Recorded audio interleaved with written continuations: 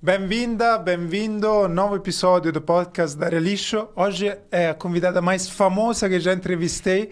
Esperava de fazer esta entrevista quando já o canal tinha 1 milhão de seguidores, mas acho que demoraria demais. Então, fizemos já e fico muito feliz que aceitou o convite a Clara, jornalista e cofundadora das Verdes Marias. Oi, obrigada pelo convite. A gente adora conversar sobre lixo, sobre resíduo, sobre sustentabilidade. Então é um prazer estar aqui com você. Que bom, muito obrigado, Clara. E a sua jornada, quer contar um pouco? Da minha jornada? Sim. Então, na verdade, a gente no Verdes Marias somos em 3 irmãs, né? Que você, inclusive, conhece, a minha irmã mais velha. Então, cada uma das 3 tem um caminho diferente. Nesse caso, eu vou contar o meu, mas como se cruza com o Verdes Marias, né? Eu sou jornalista, fiquei muitos anos em emissoras de TV, trabalhando. E eu trabalhei, inclusive, na TV Globo, num programa que falava de sustentabilidade, que chamava Como Será. Era muito legal. E eu larguei, saí assim, eu tava trabalhando na TV Globo, tinha uma casa, tinha um relacionamento duradouro, tava tudo estabilizado. Larguei tudo pro ar e fui estudar atuação nos Estados Unidos. Fiquei 6 meses. Fiquei 6 meses estudando lá. Queria ser atriz mesmo. E aí eu voltei pro Brasil e entrei numa companhia de teatro. Aí eu entrei em cartaz com uma peça que eu amava fazer, eu amava. Essa foi uma fase da minha vida que eu tava super feliz. Mas, não sei, assim, eu fiquei sentindo... Sabe quando você fica, será que é esse meu caminho mesmo? Será que eu tenho talento com atuação? Eu tava num momento muito, assim, duvidando, querendo entender. E aí eu entrei no autoconhecimento e na espiritualidade. Uau! Então eu comecei a fazer retiro de meditação, de yoga, tudo que tinha, assim. Eu entrei na Cabala, que pra mim foi muito... Até hoje eu ainda frequento a Cabala. E entrei nessa jornada de autoconhecimento. E aí, como as coisas são muito cósmicas, né? Não sei se você também olha as coisas dessa forma, mas eu acho tudo muito cósmico, muito misterioso. E nessa mesma fase que eu tava olhando pra dentro, meditando, fazendo tudo isso, as minhas irmãs tiveram a ideia do Verdes Marias e começaram, né? Falaram, a gente tá com essa ideia, me explicaram o que seria, que eu já vou até contar. E o Verdes Marias tem tudo a ver com você olhar pra fora. Você cuidar do seu impacto, né? A pegada, a marca que você tá deixando no planeta. E olhar pro planeta como um todo, como tá tudo conectado.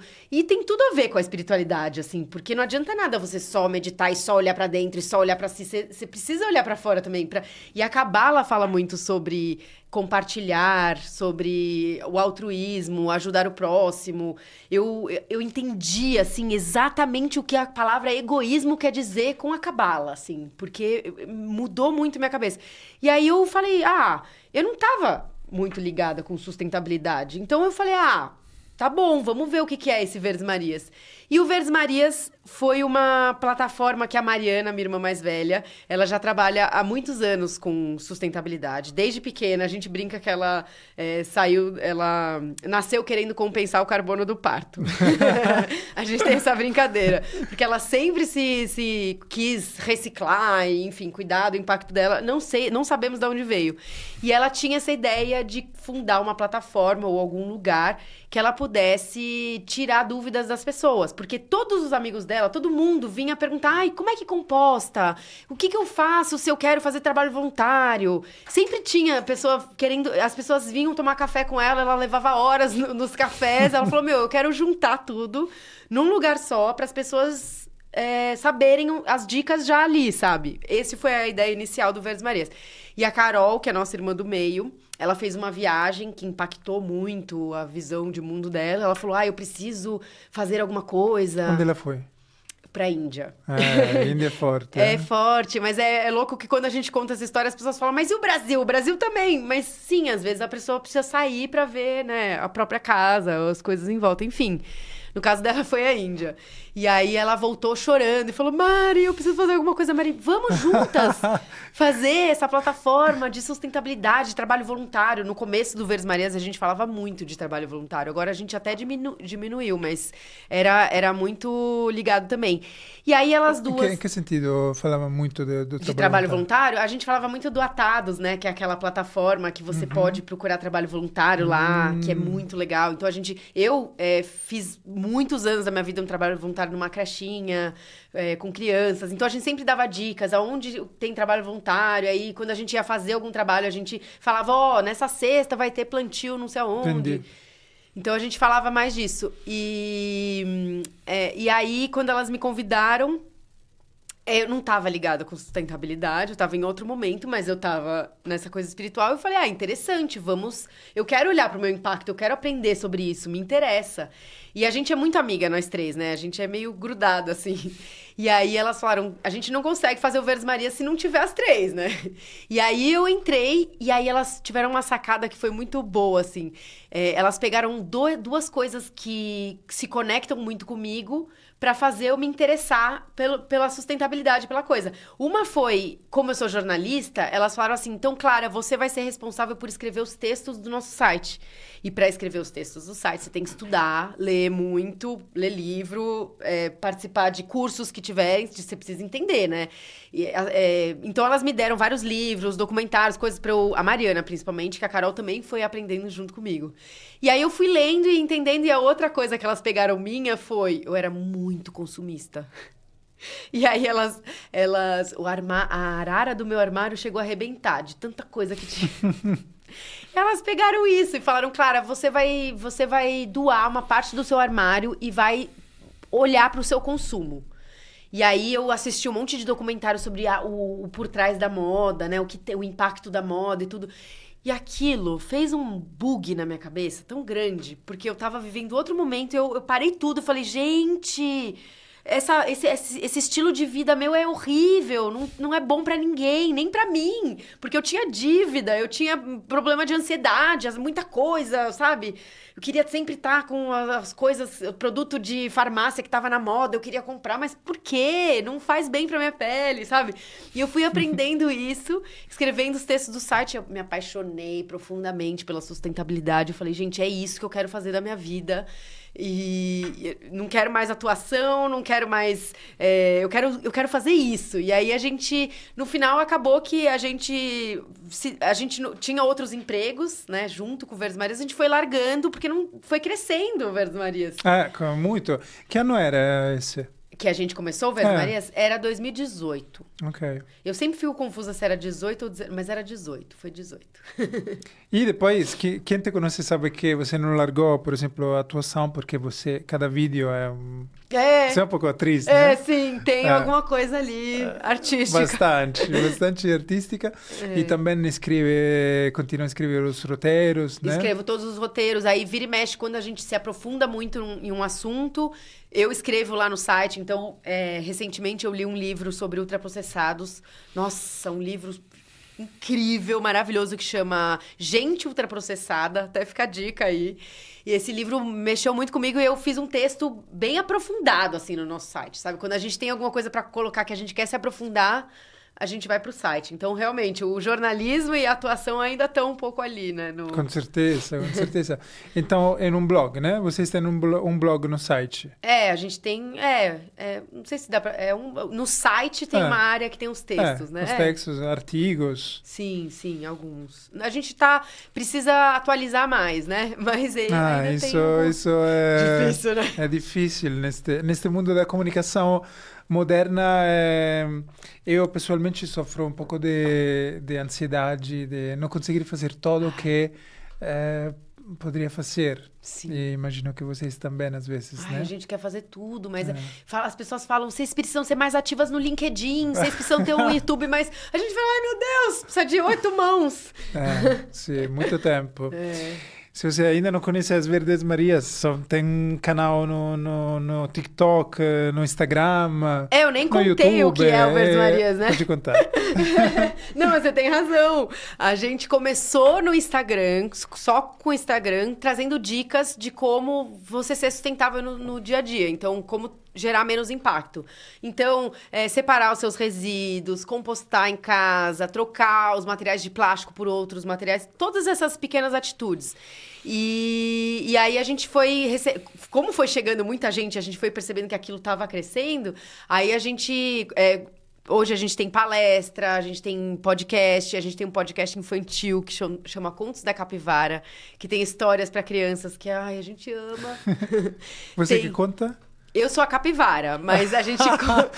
Então são as três. Não, eu sou a capivara, mas a gente contrata atores pra fazer os personagens. É uma super produção o Contos da Capivara. É muito legal, muito bem feito. E fora isso, a gente tem alguns cursos, tem e-book. A gente foi crescendo, né? Porque graças à luz eterna, a gente tem muita gente interessada em fazer micro-revoluções, né? Que é uma palavra que a gente diz pra falar de todas essas mudanças. Então, tem muita gente interessada, então a gente consegue ter muitos produtos, assim, vamos dizer, né? E uma das coisas que a gente mais gosta é ir para a escola da palestra. Crianças são maravilhosas, né? Então, para a Mari era ambientalista, ecologista, às vezes ecochata, né? Podemos falar da casa, da família. E então, para ela foi uma felicidade imensa quando as duas irmãs se juntaram finalmente, depois de anos a ela. Né? Total. Ela ficava em casa falando pra gente assim... A gente jogava o pote de iogurte no lixo pra reciclar. Ela falava, mas tem que passar água. A gente falava, ai, que saco, me deixa. A gente achava ela ecochata. E foi assim, a Mariana, ela é muito convincente. Então, ela fez o Verdes Marias parecer uma coisa assim... A gente não achou ecochato. A gente falou, nossa, que ideia boa, que legal. Vamos fazer esse projeto. Ela ficou muito feliz. E realmente hoje a gente destruiu a palavra ecochato e a gente usa a palavra ecossexy. Muito linda. Tudo a gente quer transformar. Tudo a gente quer fazer ser ecossexy. A gente fala que é sustentabilidade sem chatice. Então vamos fazer ficar legal, vamos fazer ser leve, vamos ser acolhedor, né? Porque a gente acha que, inclusive, a internet, não sei se você concorda com isso, até me conta que eu quero saber, legitimamente. A internet, ela é um lugar muito tóxico, muito violento, muito difícil. E assim, até a gente que fala de sustentabilidade, de micro-revoluções, recebe muita paulada, às vezes até do próprio meio, o que é muito difícil, assim. Então, a gente tem esse valor, assim, de dizer que vamos ser acolhedor, sabe? Vamos parar de apontar dedo e falar, você tá fazendo errado, você é menos vegano porque você fez aquilo lá. Não, gente. Vamos acolher. Você sente também que a internet é... Ma a internet tem de todo. Todo, como na realidade. É muito interessante o trabalho interior que você fez e que ainda está fazendo. Eu também me aventurei na Kabbalah sozinho e falam que é perigoso aventurar-se na Kabbalah sozinho porque pode virar louco. É verdade? Porque tem escolas, não sei se você frequentou uma escola. Sim, ou se... eu frequento. Então você frequentou uma escola. E neste mundo esotérico você falam que estudar a Kabbalah sozinho é perigoso, porque você sabe quanto é ampla. Mas é muito interessante esse trabalho interior para interpretar e viver o exterior e a realidade. Então, na internet tem todo. E somos nós que temos que filtrar e também saber interagir, por exemplo, com os comentários chatos de pessoas, sobretudo tem assuntos onde somos mais atacados, né? Sim, com certeza. Essa coisa de saber responder, no começo a gente ficava muito abalada com hater, com gente que vinha negacionista, que vinha criticar a gente. Depois, hoje em dia, a gente não tá mais nem aí. Mas no começo, eu principalmente, queria responder. Então, eu respondia sempre com humor. Eu fazia piadinha. Tinha um cara, uma vez, há muito tempo, que ele tinha o nome dele, o arroba dele, era um nome muito infantil, assim. Veio xingar, falar, vai lavar louça, falou qualquer coisa assim. Aí eu respondi, sua mãe sabe que você tá online? Tipo, eu sempre dava umas respostas assim pra brincar, pra levar pra esse lugar. Só que a gente já fez várias formações, né, de ativismo digital e etc. E a gente sempre foi orientada a não responder. Não importa A orientação é não responder, Não não responder. responder de uma forma É boa. claro que tem casos e casos, né? Aham. Mas quando a pessoa é muito violenta, Sim. manda lavar a louça ou começa a ir para outro lugar, Melhor não, porque não muitas vezes responder. até é robô do agro, robô do negacionismo, sabe? E qual é o Enfim. assunto onde vocês recebem mais haters? Andréia, eu vou te contar uma coisa muito louca. O assunto principal que a gente recebe mais hater é quando a gente fala de vegetarianismo, de redução de carne. Esse é o assunto.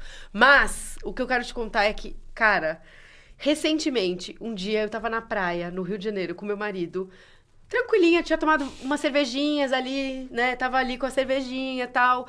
E fui pegar o meu canudo, eu tenho um canudo do Greenpeace, que é um canudo que você monta. É do Greenpeace, aquele? É do Greenpeace. Uau, legal. Você monta o canudo. Eu tava montando meu canudo, meu marido pegou o celular e falou, eu vou filmar você. E ele filmou fazendo um sotaque carioca, brincando, falando, ela vai matar, vai salvar as tartarugas. Falou brincando. E eu lá com o meu canudo falei, eu tô salvando as tartarugas. Brincando, porque não é sobre salvar tartarugas, é sobre eu fazendo minha atitude individual ali. E, né, se eu puder espalhar essa mensagem melhor, mas enfim, é o que eu faço, eu não uso canudo, enfim. Não é uma grande questão. E eu lá fiz, o vídeo é curtíssimo, não fala mais nada, é isso. Assim, Virou viral. Viralizou muito, assim, estourou a bolha totalmente, ele, sei lá quantos milhões, tem milhões de visualizações. E começou a entrar muito hater, gente falando, sou idiota, o que você acha que você é? Não vai salvar o mundo nada. Tinha muita gente escrevendo assim, eu vou usar 10 canudos só pra anular. Isso é muito ruim. E é burrice, porque você acha que alguma atitude vai anular a outra? Gente, que pensamento ignorante. Mas é isso, entendeu? Assim, a gente tá num lugar, a gente tá vivendo um tempo que tudo tem hater, tudo tem ódio, tudo gera violência. E as pessoas muitas vezes são mó covardes na vida real, e chega na internet, infla o peito e fala... Isso acontece, né? Que na vida analógica, no digital, graças à educação, às leis, às polícias, às normas, as pessoas se controlam. Na internet não se controla. E não tem mais filtros. Isso Mas quando eu falei que o assunto que a gente mais recebia hate, você concorda que é falar de redução de carne? Nós na Realisho fazemos uma campanha da Segunda Sem Carne, que é um pouco na filosofia das micro-revoluções, né? Fazer passo a passo as coisas para comunicar a quem ainda não é, porque não queremos comunicar a quem é vegetariano e vegano, mas a quem ainda come carne, ainda não sabe do problema todo. E é o assunto que mais recebe críticas. E as críticas ruins, como a emoticon de um porco assado, sabe, da carne assada, e coisas assim. Não, assim, péssimo. Mas eu acho que é por causa dessa... o agro é um setor importantíssimo da economia, assim, muito grande, muito poderoso. E eles têm muitos, né, assim, muitos braços. Então, com certeza tem uns braços ali que são essas pessoas que ficam só procurando hashtag, só procurando quem falou disso pra ir lá criticar. E é engraçado, né? Porque ao mesmo tempo eles estão vindo criticar, mas eles estão fazendo a coisa crescer, né? Estão engajando. Isso é bom, né? Mas sim, esse assunto ele é muito complexo, assim, ele é... Sim. E não podemos falar muitas coisas que sabemos. Não podemos falar. Não podemos? Não podemos falar muito do que sabemos do setor, de episódios que nós sabemos e não podemos falar. Mas é perigoso. Tudo bem, nós falamos o porquê reduzir o consumo de carne é importante e várias coisas que descobrimos. E é interessante porque é como se fosse se despertar a uma realidade, né? Ou seja, o que aconteceu com você e sua irmã... Mas não, como se chama? É a Carol. Mariana, Carol e Clara. Não, Maria lembro bem, mas a Carol não lembrava o nome. Então, o mesmo que aconteceu com você e com a Carol, que se despertaram, porque a Mari não mudou de um dia ao outro. Não é que começou a falar disso de um dia ao outro. Então, ela sempre falou, mas algo aconteceu dentro de vocês. Sim.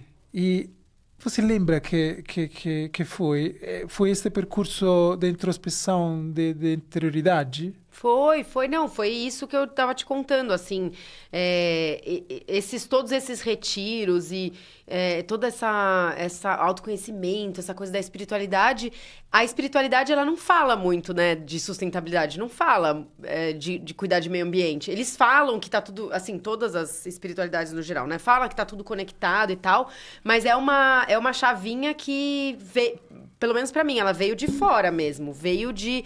Quando a minha irmã falou, vamos fazer essa plataforma, eu falei, nossa, mas faz todo sentido. Porque eu fico cuidando de mim, mas a gente precisa cuidar do outro. E cuidar do outro, cuidar do planeta é cuidar de mim e do outro, né? Cuidar... Tá tudo interligado, então você tá...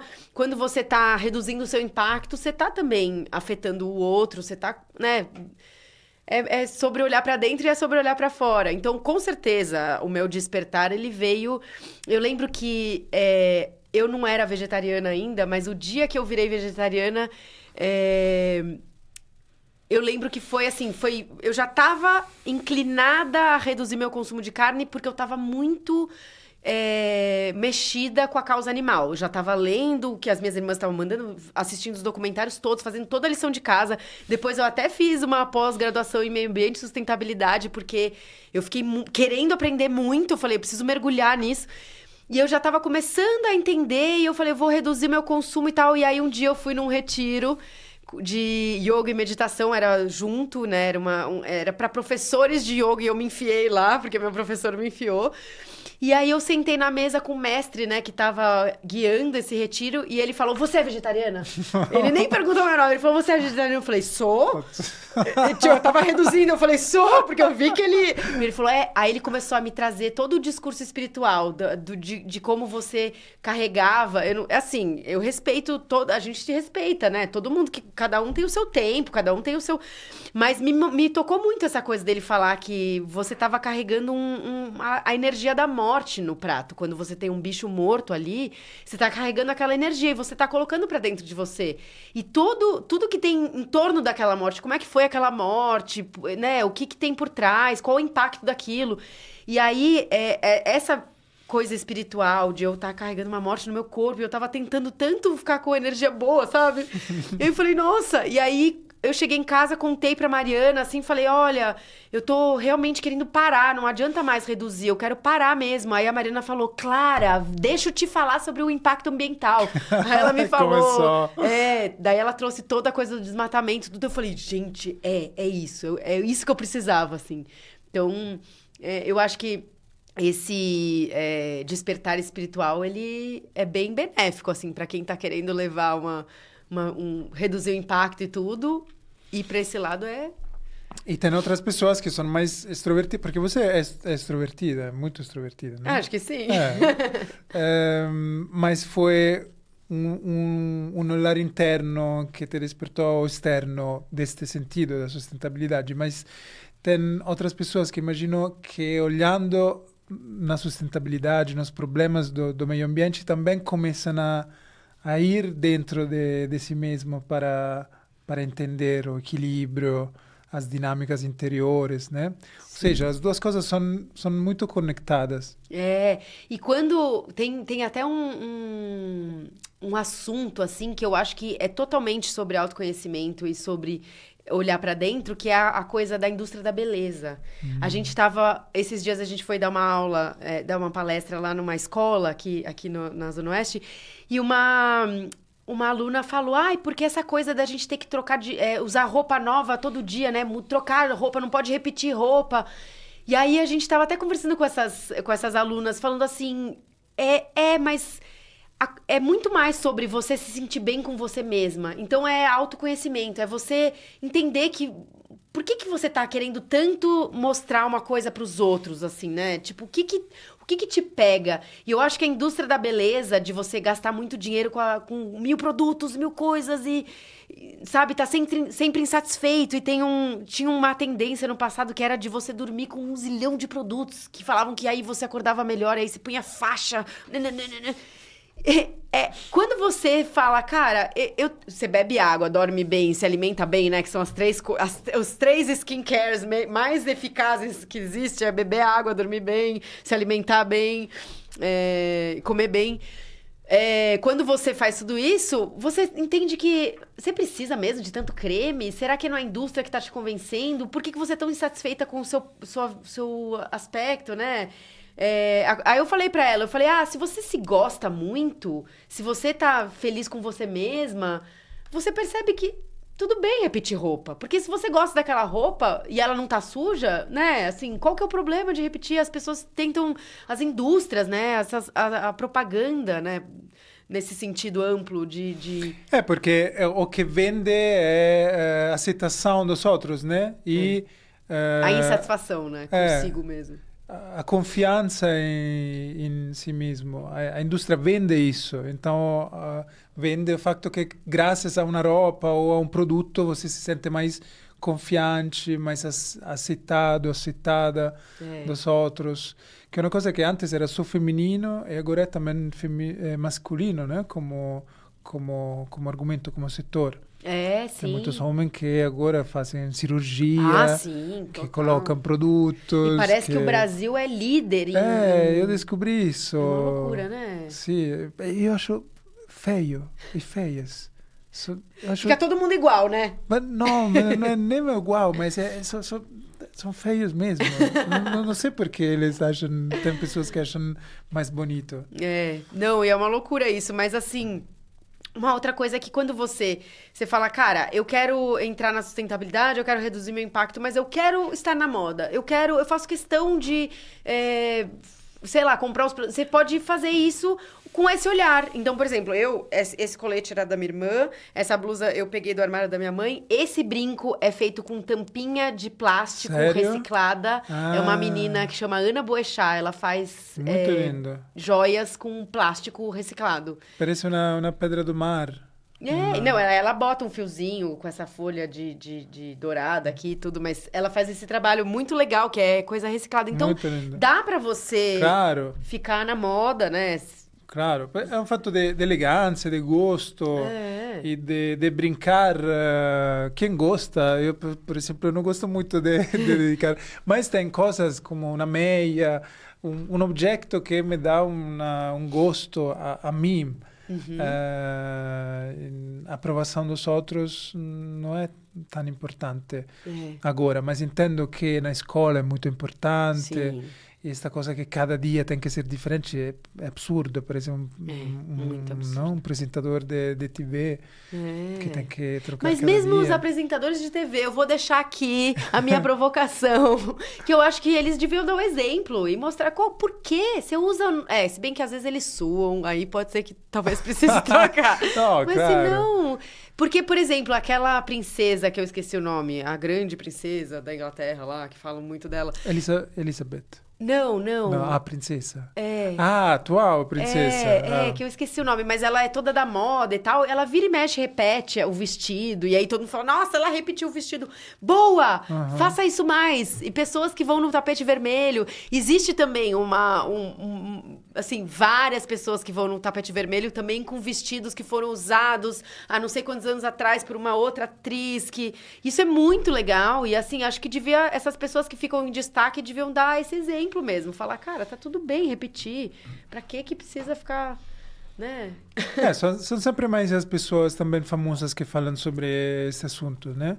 Eu trabalhei 6 anos na Greenpeace entre 2011 e 2017 e os tempos eram diferentes. Não era como agora que todo mundo fala destes assuntos, as empresas, não existia ESG. Então, acredito que os tempos estão mudando.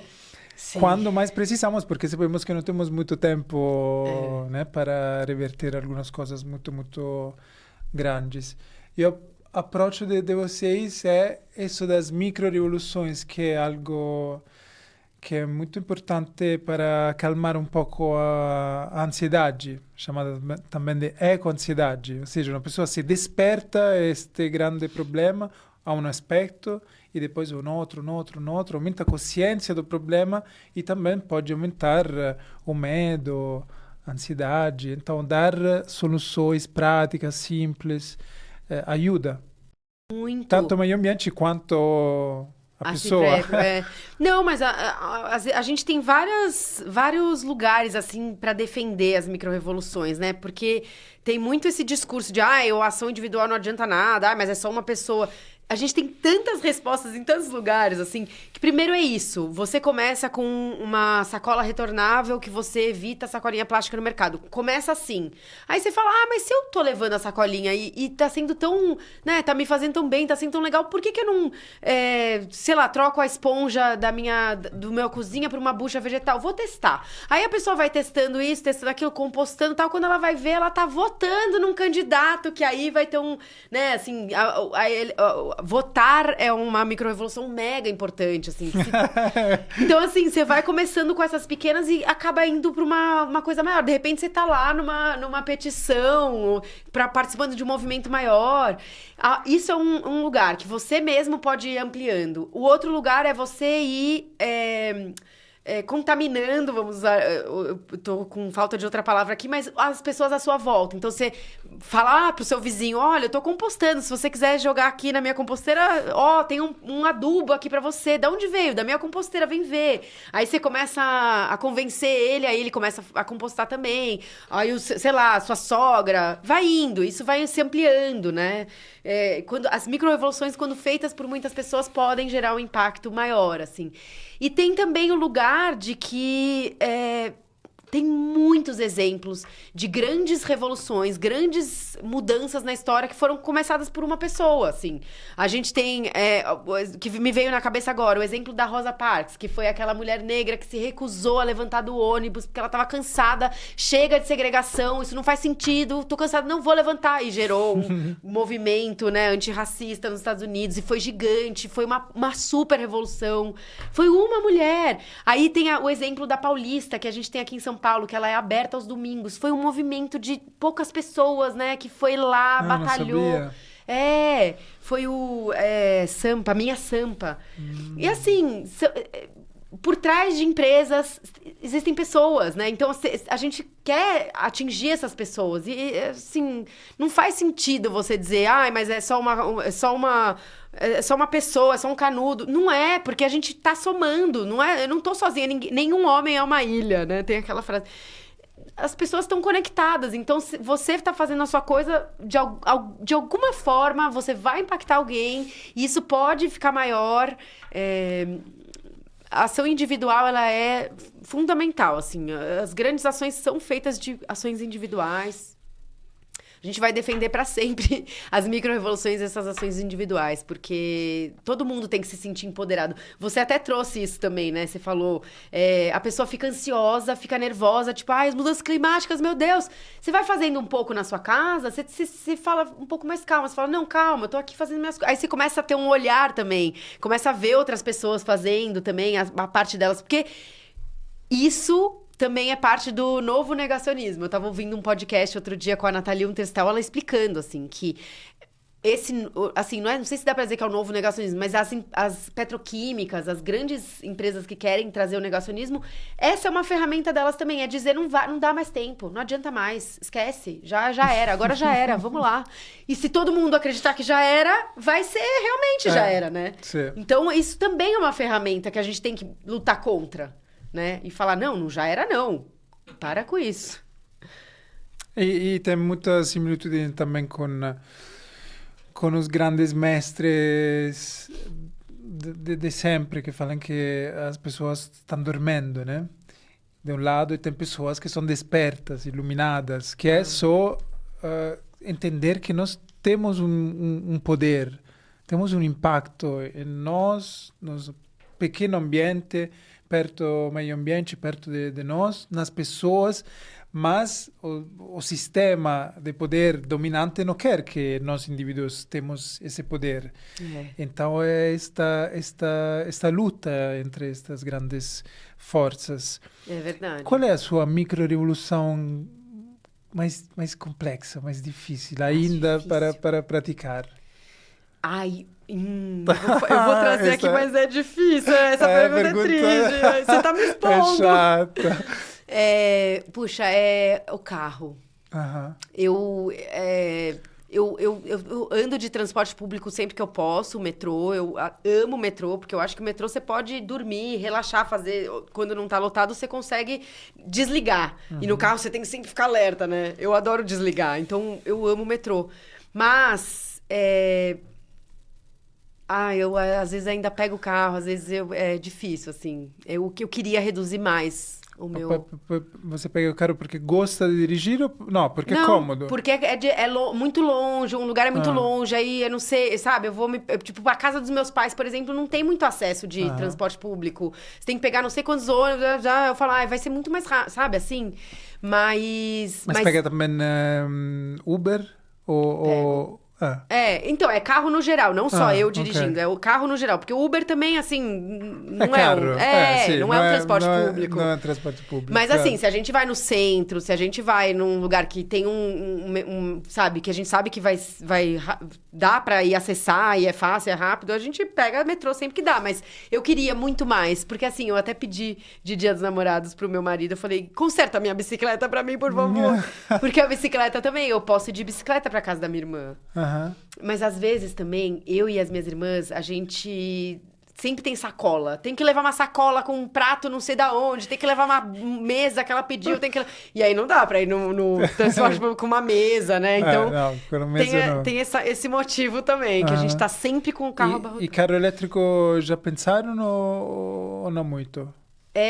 Ou analisaram que não faz muito mais sentido de um carro a etanol, por exemplo? Não, até faz. O carro elétrico faz sentido, mas é porque, assim, a gente não tá nesse momento de trocar de carro, entendeu? Não tá... é um fato econômico. Não existe essa possibilidade, assim, a gente... tem o carro lá, entendeu?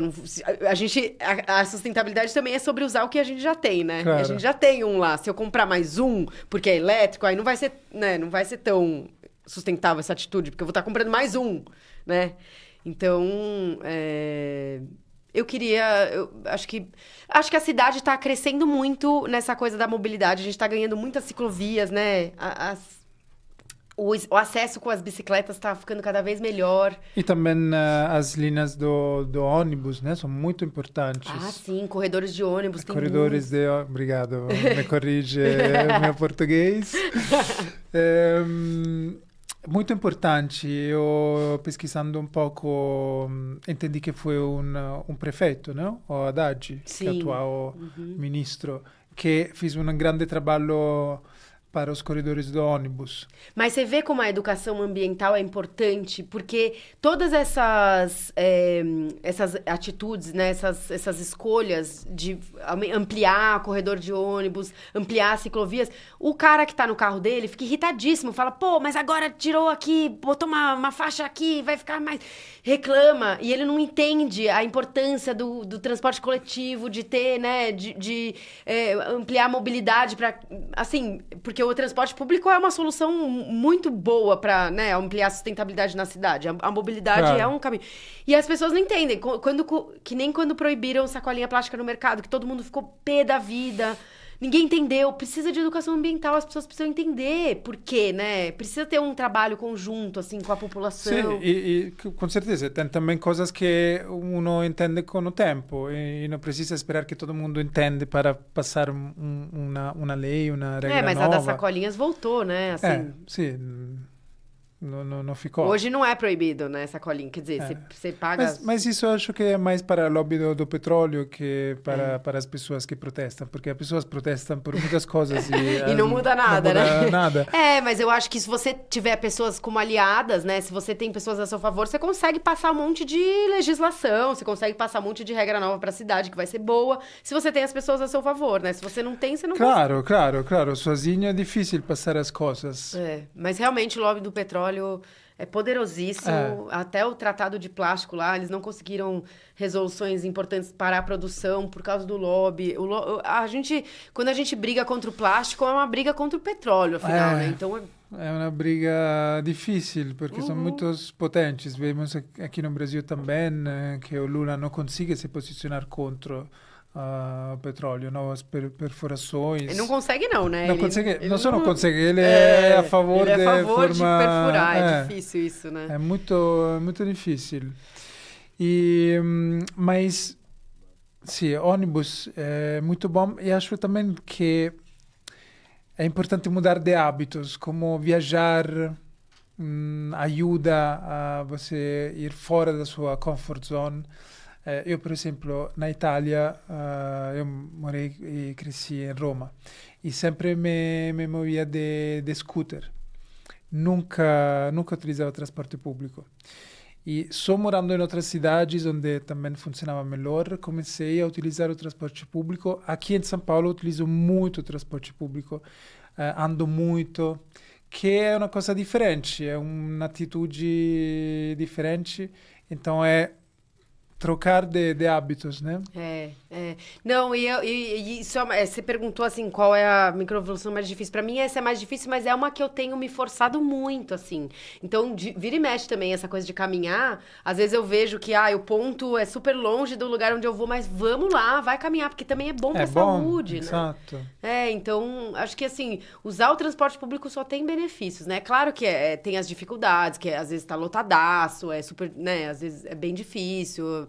Mas tem, assim, por isso que a gente tem que se defender muito, né? Pra ampliar, pra melhorar, pra gente ter um transporte público de mais qualidade ainda, né? Claro, é muito importante. Bom, você falou a sua, eu falo a minha, que é comer carne, peixe, queijo, sobretudo este. Carne, você come? Eu ainda como. Carnívoro.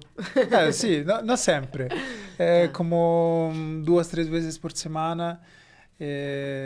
Sobretudo em contextos sociais, mas é uma coisa mental. Então, pensar de não comer mais carne me deixa um pouco nervoso. Eu entendo. É um hábito bem difícil, né? Assim. Mas o fato de você reduzir, a gente sempre fala no Verdes Marias, você não consegue parar, reduz. Reduzir já é importante, já é um passo grande, assim. Mas eu queria, na verdade, inverter. Qual é a sua microrevolução preferida, mais fácil e mais gostosa? Com certeza com os resíduos. Eu gosto muito de separar e cuidar. Muito tempo que eu já separo os resíduos em várias partes, na Itália, no Brasil, Fundeira Lixo, que cuida disso. Mas também comecei a ter uma composteira. Temos 3 composteiras na nossa sede, além das nossas hortas urbanas parceiras que fazem em grande escala. Mas também cuidar das nossas composteiras pequenas com minhocas é muito gostoso. Me dá muita satisfação. E também comprar produtos orgânicos, adoro.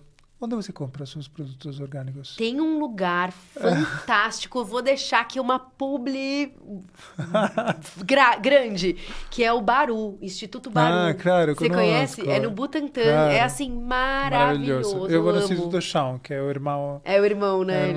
Eles são mesmo economia solidária, né? Eles têm produtos agroecológicos, pequeno produtor, mas tudo... Movimento sem terra. Sem terra, exatamente. Eles apoiam vários movimentos. E é um povo muito legal, eu acho. E o Baru é muito acolhedor, eu gosto muito. Muito, um lugar maravilhoso. E tem coisas que não falamos e que... Tem muitas, mas algo que descobriu recentemente... Eu gosto muito de... se você perguntasse qual é a minha microrevolução preferida... Desculpa, não perguntei. eu acho que eu gosto muito dessa coisa da autonomia, de fazer os próprios produtos, de fazer as coisas, sabe? De aprender cosmético, desodorante, multiuso para limpar a casa. Eu adoro isso. Sim, assim. Você faz, então? A gente faz direto, assim. O que a gente mais faz é o desodorante, né? Porque precisa fazer sempre, né? Repor ele. Mas a gente faz também produto para passar no rosto, a gente faz... como é que fala? Condicionador natural, produto para passar no cabelo. Eu preciso. A minha irmã... A minha irmã, ela aprendeu uma receita de pasta de dente também. Então, a gente, sempre que tem uma receita nova, a gente quer se aventurar, quer aprender. Multiuso é muito bom também, porque você faz esse produto que dá para usar na casa inteira, ao invés do que a indústria quer que a gente acredite, que precisa de um produto para cada cômodo da casa, para cada lugar. Não é verdade que precisa, né? E aí, esse multiuso... Dá até para lavar roupa com ele. Uau. Então... Que é feito com laranjas? Não, esse também dá pra fazer tem esse de laranja, que eu saiba, é pra fazer, pra limpar a superfície, Ok. assim. Ele é tipo desinfetante, Ok. né? Assim. Mas o multiuso que a gente faz é com sabão de coco, bicarbonato, água fervendo, que tem que, né, você dilui o sabão de coco. Nossa, dá pra. Bicarbonato è sintetico? Não, bicarbonato de sódio é um. Ai, olha, não sei, não entendo muito de química, mas eu sei que ele é super inofensivo, assim. É claro que tudo depende da dose, né? Você tem que. Você não vai jogar um bicarbonato na planta, mas ele não faz mal ele não vai poluir a água. Se ele vai pro ralo, ele não polui. Às vezes eu tenho essas perguntas do bicarbonato, não é uma pergunta chata que tu fez voluntariamente, é uma curiosidade, mas são anos que eu tenho essa curiosidade e ainda não fui lá Não, eu não sei se ele é pesquisar. feito em laboratório, mas o que eu sei é que assim, a gente, tudo é elemento químico, né? Tem claro. muita gente que fala, esses químicos, químico, tudo é químico, né? Sim. Inclusive o dióxido de carbono ou o oxigênio. Claro. Mas quando você faz sintético em laboratório, você mexe várias moléculas, o plástico, por exemplo, que são umas moléculas que não se separam, né? Elas não... depois não se decompõem e tem vários outros componentes que são tóxicos e... Enfim, tem... Bicarbonato não é ruim para o meio ambiente? Não. Uhum. E como é o relacionamento sobre este tema do meio ambiente com seu marido, com a essa é sua uma boa família pergunta. mais íntima e próxima?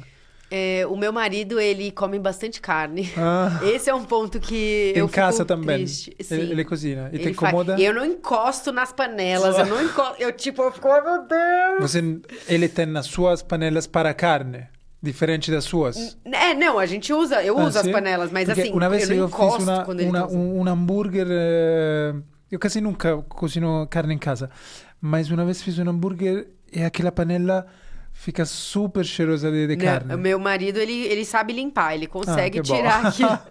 Mas o meu marido, meu marido eu tenho 2 enteados, né? Meus filhos postiços. Que meu marido tem 2, enteado é filho, né? Obrigado. Filho do meu marido. Ok, que não são seus filhos Não biológicos. são meus filhos biológicos, okay. mas são meus filhos de coração. Claro. E eles vivem meio comigo, meio com a mãe, né? Okay. Meio com a gente, meio com a mãe. E eles, a minha casa, assim, todo mundo, meu marido e eles são muito fofos, muito queridos. Eles cuidam, eles jogam o resíduo da composteira bonitinho, eles usam a bucha vegetal que tem lá na cozinha, não reclamam. Sempre que eu dou um shampoo em barra pra eles usarem, eles usam, gostam. Escova de dente de bambu, eu dou pros meus enteados, eles usam também. Eles são super fofos, assim, todo mundo contribui ali na casa.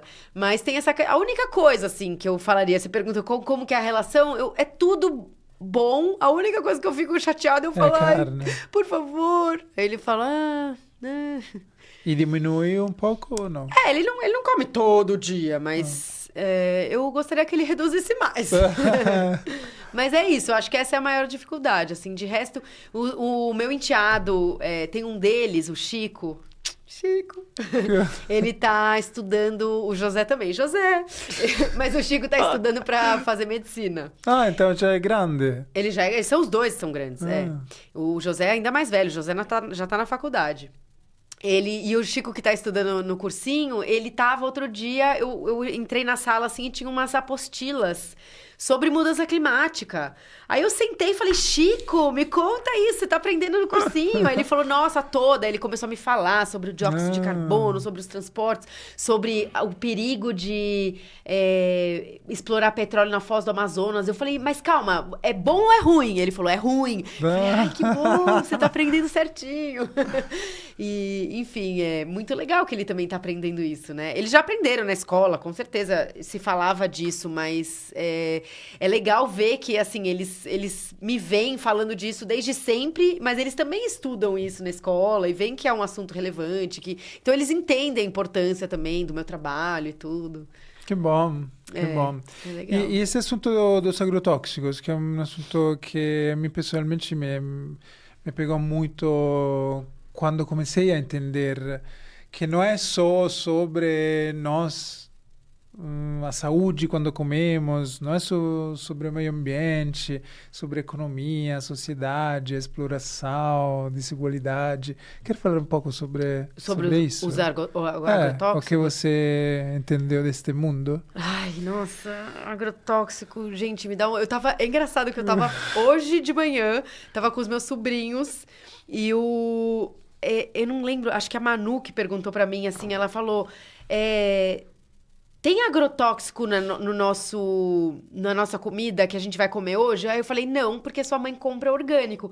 Aí ela falou, e tem agrotóxico? É que eu não queria falar a marca, mas ela falou um chocolatezinho que tem umas bolinhas assim. Ela falou, tem agrotóxico nesse chocolate nas bolinhas? Eu falei, eu acho que não, porque é um ultraprocessado, assim, super industrializado, que ela tava perguntando. E eu falei, e tem alguns desses salgadinhos, desses biscoitinhos que você tá falando que tem, porque eles até fizeram. O IDEC fez uma pesquisa e descobriu que tem também. Mas, quando a gente pensa em agrotóxico, onde tem mais é nos legumes, frutas. E aí eu comecei a ensinar pra eles, falando assim, olha... Tem uns bichinhos que vêm pegar a fruta que a gente quer comer, ou legume e tal. E aí, esses caras que cuidam ali desses legumes e frutas, eles borrifam uns venenos que matam esses bichinhos, mas matam também tudo que tem em volta. E aí o solo fica ruim, e aí fica fica um resquício desse, né? Um pouquinho desse agrotóxico fica no nosso alimento. E às vezes a gente acaba comendo e faz mal. Então, quando a gente pode, a gente compra alimento orgânico, que o orgânico não vai nada disso, esse veneno não tem. Mas às vezes a gente não consegue, né? Não é todo mundo, não é sempre que dá pra comprar orgânico. Então, um pouquinho às vezes, tudo bem, mas é melhor evitar, eu falando pra eles, né? E aí a Manu falou, mas se o meu salgadinho não tem, então eu vou comer o salgadinho. Eu falei, gente, não, por favor, não. Daí eu tentei explicar pra ela que o salgadinho, ele quase não é um alimento, né? Então, entre você pensar no agrotóxico que tá no seu legume, fruta, e o ultraprocessado, o ultraprocessado é quase um anti-alimento, porque vai tantas substâncias químicas ruins que fazem mal para a saúde que nem se compara, assim, né? Mas eu tô respondendo sua pergunta? Claro. Eu comecei a falar dos meus sobrinhos. E eu descobri...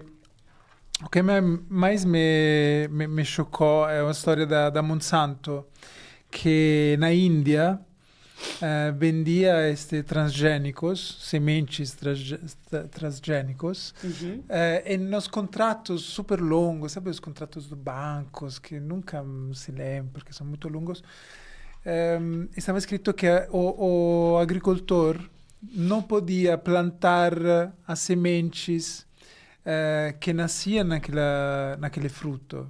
Então, nós colocamos a semente na terra, tem a planta que faz a fruta, e dentro da fruta tem outras sementes.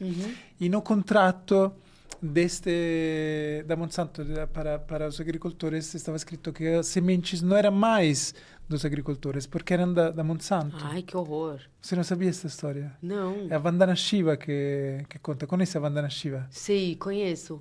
Conta essa história? Sì, ela conta essa história também um outro prêmio Nobel, se não estou errado, Rifkin, ou me engano. E os agricultores indianos, muitos deles eram analfabetas. Então, nem era preguiça de ler todo, eles não podiam ler. Que horror. E por isso muitos se matavam quando entendiam que eles tinham dívidas com essas empresas, tinham épocas onde a colheita era inferior ao esperado, porque uma das promessas dos agrotóxicos é que tem uma colheita maior, né? Mas tem uma resistência a alguns fenômenos atmosféricos inferior dos agrotóxicos, das sementes transgênicos. Então, tem menos resistência a fenômenos extremos. Então, muitos agricultores na Índia se mataram. Nossa. E saber que este facto não é só para a saúde humana ou animal ou do meio ambiente, mas é também um fato social de desigualdade, porque a Monsanto, que agora se se Juntou juntou com a Bayer. a Bayer. Essas empresas aí, nossa, a gente não devia nem citar, né? O nome do... Gigantes, esses nomes horríveis. Gigantes. Porque é o que você está falando, né? Existe um negócio que eu não sei se chama ciclo bioquímico, mas eu vi outro dia sobre isso, que é exatamente o que você está falando. Assim, essa empresa, ela produz um agrotóxico que chama, sei lá, não sei se é o glifosato, um desses agrotóxicos aí, Glifosato é terrível. que causa linfoma de não Hodgkin. Sim. E aí, ela mesma, a Bayer, é a mesma que produz o remédio pro... E é um ciclo. Então, você usa o agrotóxico, fica com a doença, aí você usa a mesma empresa para se curar da doença. Sim. E aí, eu li outro dia também uma frase que falava, a indústria dos remédios, né? Como é que fala? Farmacêutica não se importa com a alimentação e a indústria da alimentação não se importa com a saúde. Então, tipo, verdade, é uma coisa muito... Tem uma moça que entrevistei aqui no podcast, Juliana Gittel, não sei se você conhece. Não sei. Ela é chefe de alimentação viva. Ela conta a sua história, que começou a se alimentar de forma diferente, a deixar o trabalho que tinha, quando estava em um período da sua vida onde, não lembro quanto dezenas de remédios ela tomava. Para uma doença que os médicos falavam, é assim, você toda a vida precisa ficar com 10, 15 remédios por dia. E ela falou, não posso aceitar isso, tem que ter outro. Então foi essa coisa de descoberta externa e agora ela é vegana, crudista, não sei se fala assim. Crudívora, sei lá. Algo assim. E é muito legal acompanhar ela também, tem muitos seguidores no Instagram, Juliana. E sim, os agrotóxicos são um grande problema. Não sei se as pessoas sabem que aqui no Brasil tem... A gente é campeão de agrotóxicos. E assim, são agrotóxicos que são proibidos no mundo inteiro. Sim. O Brasil aceita, porque a gente tem um Senado, né? Um Congresso que só quer saber do agro, né? Assim, e o agro lucra. Eu não entendo também como que o agro não enxerga que ele está acabando com o próprio solo, né? Com esses agrotóxicos também.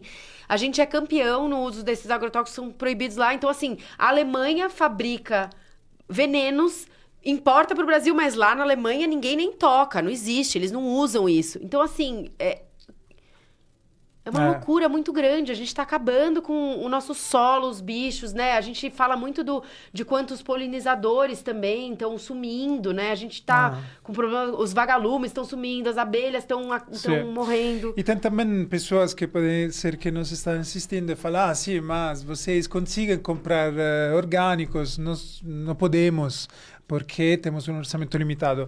E, com certeza, é uma das coisas que é uma realidade, a desigualdade que no Brasil é uma das maiores no mundo. Mas também tem realidade como hortas urbanas, como iniciativas, novamente, de autoativação. Tem aquele moço na Zona Leste que começou a plantar árvores, né? Sim. E plantou milhares de árvores e agora é uma floresta. E você pode cultivar uma praça, você pode fazer uma horta autofeita, você pode fazer vasos. Claro, temos pouco tempo para fazer essas coisas. É, a questão do tempo, do espaço, mas a gente fala assim, muito isso, assim, se você tem um orçamento muito limitado, tenta comprar o que você consegue. Tipo, se você come muita banana e a banana orgânica tem um valor que você consegue, que é acessível para você, tenta comprar pelo menos a banana, né? Começa com a banana. Outra coisa, as pessoas que podem, que têm esse acesso, precisam muito comprar. Então, a gente tem que falar também com essas pessoas. Se você tem acesso, compra, porque a gente está valorizando esse pequeno agricultor, está fazendo com que, quem sabe, a gente consegue mudar esses valores, né, os preços. E também tem mais uma coisa que é pesquisa. Porque a gente tem essa coisa fixada na cabeça de que o orgânico é mais caro, só que nem sempre. Nem sempre. Às vezes varia. Com e você certeza. consegue. Tem muitos produtos em feiras e agricultores que conseguem preços menores e melhores que mercados tradicionais. Te queria falar duas coisas antes de terminar. Primeiro, sobre um estudo saído no final de 2023, então ainda novo, que fala do poder do adubo orgânico, de capturar carbono da atmosfera. Ou seja, estes estudiosos cientistas viram que colocando adubo orgânico em terras agrícolas, estas terras cultivadas conseguem absorver muito mais carbono da atmosfera de quanto conseguem fazer cultivos que não têm adubo orgânico. Até, se nós colocamos adubo orgânico, feito, por exemplo, a partir da compostagem, na metade das terras agrícolas atualmente utilizadas no mundo, sua estação permite de atingir o 70% de captura do carbono, que é o objetivo do Acordo de Paris. Que parece um acordo impossível, não? Mas é sua estação. Então, imagina colocar no agro, no Brasil, adubo orgânico nas terras agrícolas. Genial, né? Eu nunca tinha ouvido falar desse estudo. É novo? Sim, final de 2023. Gente, é uma coisa muito grande. É uma super revolução, mas eu acho que não chega, né? Parece que não chega. Mas existe uma coisa meio surda do agronegócio, assim, que eles não entendem o quanto eles estão prejudicando as próprias... Quando eles têm esse uso extensivo de agrotóxicos, quando eles vão desmatando e tentando expandir a fronteira agrícola, eles estão piorando a questão das chuvas e trazendo mais secas que vão prejudicar eles mesmos. Então tem todo uma questão ali que eles não querem escutar, não querem saber e acabam se prejudicando. E assim, não é que a gente quer acabar com o agro, a gente sabe que o agro é um setor importante, a gente quer só que esse setor entenda e aplique essas revoluções, esse estudo aí. Será que eles não... Quem tem abertura para fazer eles enxergarem isso, entendeu? E agora, Clara, tem uma grande oportunidade que é a lei de incentivo à reciclagem. Mesma estrutura da lei de incentivo à cultura, você conhece, né? Claro. Que permite a micro, pequenas empresas como a Relixo, a cooperativas de catadores, a condomínios, a instituições públicas como a prefeitura, de apresentar projetos ao Ministério do Meio Ambiente, que pode aprovar estes projetos, que têm finalidade de apoiar e fortalecer o mundo da reciclagem, e a compostagem faz parte, e depois ir a buscar o dinheiro para financiar este projeto entre pessoas físicas, que podem dar até os 6% do próprio imposto de renda, e também empresas no lucro real, que podem dar até 1% do próprio imposto de renda para estes projetos. Então, é uma grande oportunidade. Já falei com a Mari, mas te falo... Para a gente falar nas nossas redes, né? Para falar e também quando uma marca, porque vocês trabalham com também grandes empresas que investem em vocês, na divulgação de novidades e de projetos de sustentabilidade, pode ser uma oportunidade. A última coisa é sobre o PFAS. Conhece o PFAS? PFAS, não é? PFAS que eles falam? Que exato. Aquele Forever Chemicals, né? Exato. Químicos eternos, exato. Né? Que, infelizmente, é utilizado, na maioria, desde minhas informações, dos canudos de papel. Sabia? Não. Que tem no canudo de papel? Porque o que acontece? Este PFAS é um produto químico que impermeabiliza as superfícies. Então precisa colocar para ele impermeabilizar e a gente conseguir tomar alguma coisa. Não sabia, eu não sabia, mas quer saber. Onde você descobriu? Onde tem esse Então, estudo? é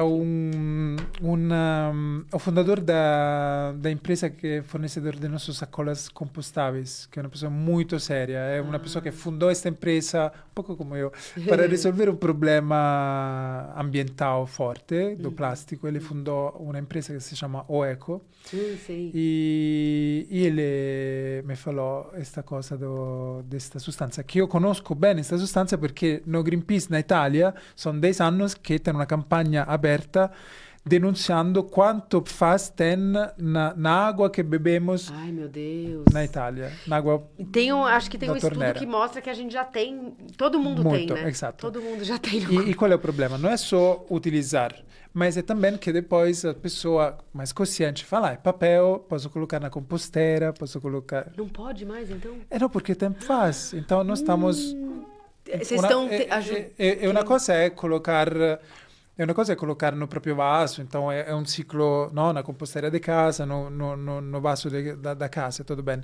Mas, por exemplo, no nosso caso, onde colocamos em composteras maiores, que depois viram adubo para cultivos e vão na terra, não é bom. É importante saber que não é bom. Então tem que ter uma conscientização aí para falar para as pessoas não colocarem. E canudos, e também agora sempre mais, fortunadamente, tem estas embalagens, pratos feito de mandioca. Esses não tem, ou tem também?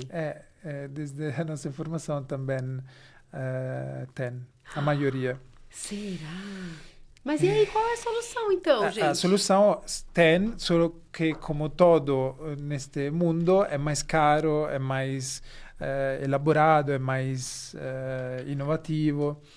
Então, esses produtores que nasceram com um ótimo intuito de um produto compostável, ou seja, que pode ser colocado na compostera, pode ser um minhocário ou em uma compostera termofílica que produz calor, colocando esta substância vai ser um problema. Não queria terminar com estas coisas. Vamos falar uma coisa legal, agora te então. Deixo você terminar. Então já sei, vamos dar uma dica boa de alguma coisa?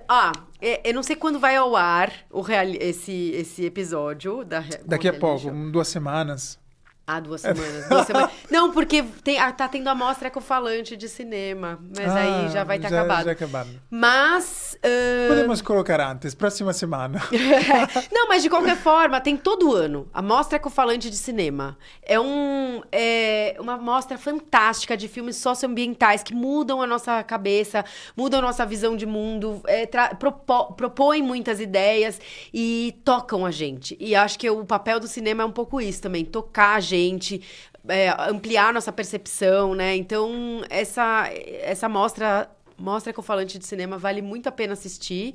Se já tiver acabado, e tem no Brasil inteiro. Então, talvez se acabou em São Paulo, mas se você é de Recife, sei lá, pode ser que ela esteja chegando aí. Então, fiquem de olho, sigam essa mostra.